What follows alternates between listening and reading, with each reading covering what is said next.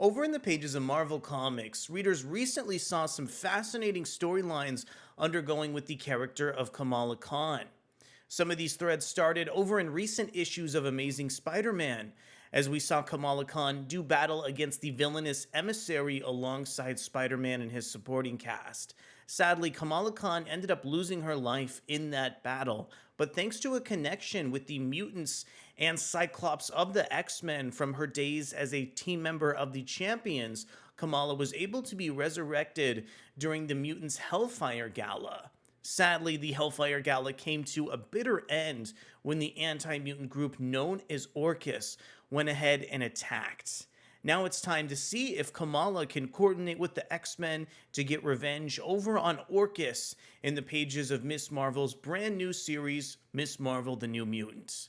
My name is Erick Braddock, and today we're going to go ahead and examine how Kamala is battling against Orchis. Before we get deeper into the video, I want to go ahead and encourage you to consider subscribing to the channel and hitting the like button over on our video. Kamala Khan is back, and she's an X-Men. That's right. The good news is that fresh off her world-saving death, Kamala has been brought back via Krakoan Resurrection Technology. What a way to learn she's a mutant. The bad news is that her debut at the Hellfire Gala didn't go exactly as planned, and now all of mutantkind are being hunted worldwide. Into this world of hate and fear, Kamala has a secret mission to pull off for the X-Men, all the while struggling to acclimate to this new part of her identity.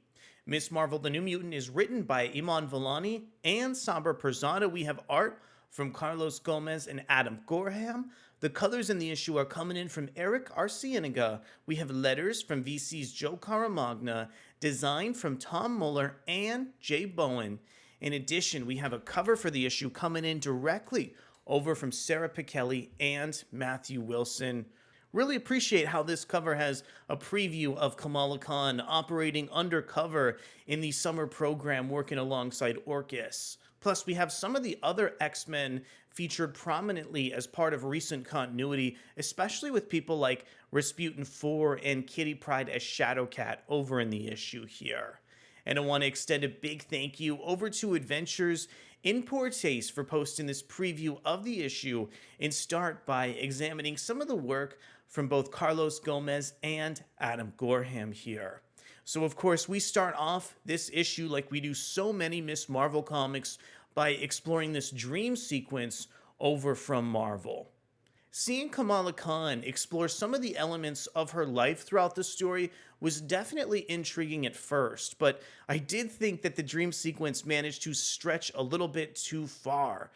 Now, as far as the artwork in the series, I think both Gómez and Gorham do a really great job capturing the more animated personality over for Kamala Khan. I really appreciate how this issue introduced some horror elements throughout this dream sequence as well, with Kamala trying to run from embiggened arms that are sort of like outstretched and running towards her throughout the book.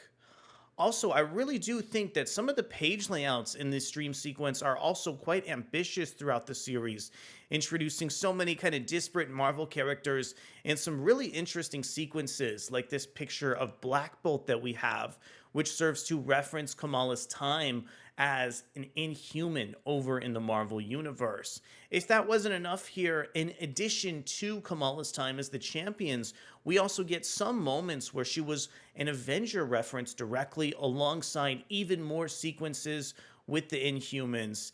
And I think these elements are just captured so nicely here from the art team. We have two artists here, and I think Gómez and Adam Gorham both explore much different contexts in the series. When Kamala Khan is in this more reality-driven state, I think the artwork becomes a little bit more straightforward, but it's good to have that tonal shift throughout the book to make this Miss Marvel debut really seem unique among some of the other series throughout the issue. Now, I did like how creative some of the art team got in mixing up the various alternate Kamala Khans and really going crazy. But as we've said before, I feel like so many stories with Kamala Khan focus in on these dream elements. Plus, we have all of this intrigue laden with Kamala Khan's current status quo, undercover fighting against Orcus. So even though I really appreciate some of those artistic elements, I was really eager to switch into this reality sequence that we now have up on the screen here.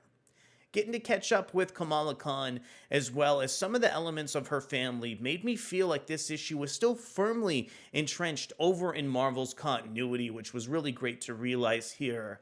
Kamala has some really tense and wonderful conversations with her supporting cast member Bruno throughout this issue, and I love how both Sabir Pirzada and Iman Vellani introduce characters like Michelle to sort of deepen Kamala's interpersonal nature throughout the book. While I definitely love how this book takes time to explore Kamala in the context of an X-Men, I also like how because Kamala is such a young character, there is still a large focus over on her daily activities as a hero and a student over at this school and summer program here. As you can see here, based on the dream sequence for the series that we have up top, and some of the pages establishing the status quo over for Kamala Khan, it doesn't leave that much time for Kamala's role as an X-Men to be explored in the context of other X-Men throughout the issue.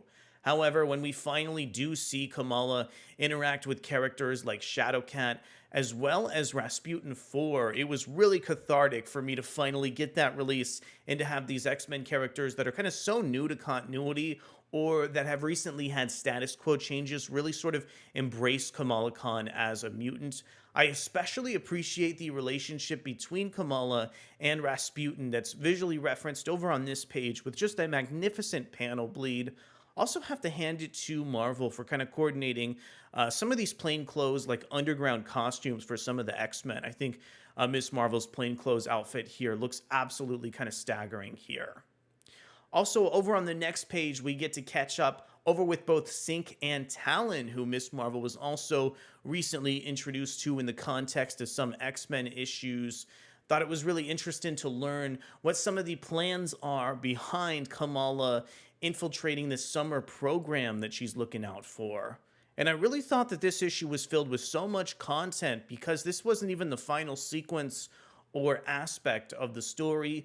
We get to catch up with Kamala interacting with Bruno, kind of trepidatious about whether or not she's interested in sharing her new status quo over as an X-Man with him.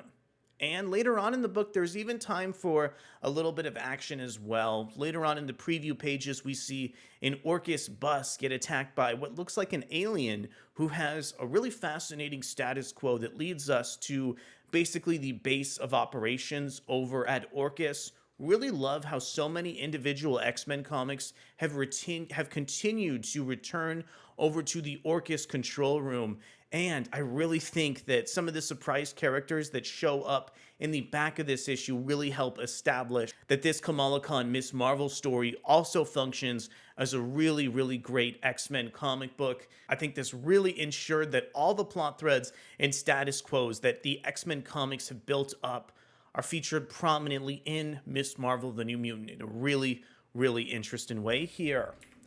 So at the end of the day, I am more excited than I ever have been to check out this brand new Miss Marvel series. I feel like some of the relationships that Miss Marvel has formed with the X-Men that are really important to Marvel's continuity right now with people like Rasputin, Synch, and Talon really makes this book have an interesting identity that really helps it stand out amongst the other Miss Marvel launches over at the publisher.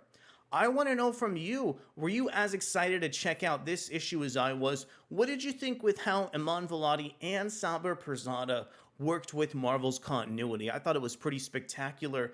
And did you appreciate some of the really visceral and enjoyable artwork from both Carlos Gómez and Adam Gorham? Let me know down in the comments below. Thank you so much for coming to check out our video review from Miss Marvel the New Mutant, and we'll be back to cover the future issues of this series and to see how strong Kamala can strike over against Orcus in the near future. Thanks so much, and I'll see you soon. Bye.